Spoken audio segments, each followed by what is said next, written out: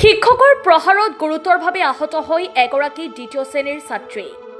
কেৱল নেওতা পঢ়িব নোৱাৰাৰ বাবেই নিৰ্মমভাৱে প্ৰহাৰ কৰে এইগৰাকী দানৱৰূপী শিক্ষক তিলক কৰ্মকাৰে।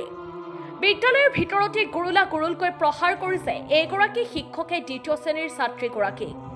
দানৱৰূপী তিলক কৰ্মকাৰৰ বিৰুদ্ধে ইতিমধ্যে দাখিল কৰিছে এজাহাৰ। পুনৰ শিক্ষক সমাজক লজ্জানত কৰিলে এইগৰাকী চৰাইদেউ জিলাৰ সাপেখাতী শিক্ষাখণ্ডৰ অন্তৰ্গত বৰুৱা নগৰ মহালক্ষী প্ৰাথমিক বিদ্যালয়ৰ লম্পট শিক্ষকে।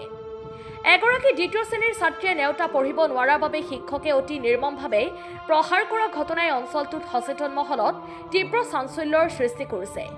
তিলক কৰ্মকাৰ নামৰ শিক্ষকগৰাকীয়ে ফলাখৰিৰে ছাত্ৰীগৰাকীৰ পিঠি ভৰিত প্ৰহাৰ কৰাত ছাত্ৰীগৰাকী অসুস্থ হৈ পৰে।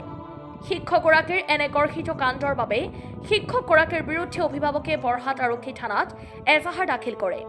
সম্প্ৰতি আৰক্ষীয়ে শিক্ষকগৰাকীক নিজৰ জিম্মাত লৈ সোধপোছ অব্যাহত ৰাখিছে। News desk report, Asom news live.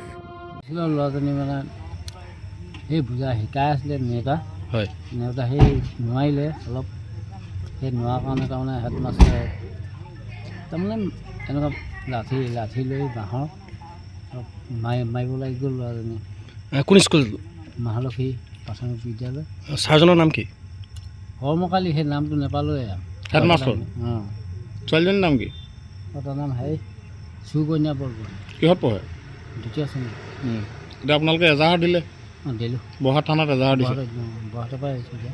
ক'ত দুখ পাইছে তাই? ক'ত মাৰিছে? পিঠিত, তাৰপৰা এনেকুৱা হাতত, তাৰপৰা ভৰি দুইটাতে পাইছে। হাত বাঁহখনত পাইছে অলপ হেৰিলা, দুইখন হাততে পাইছে, চাৰ্ট হাত পাইছে, হাত পাইছে।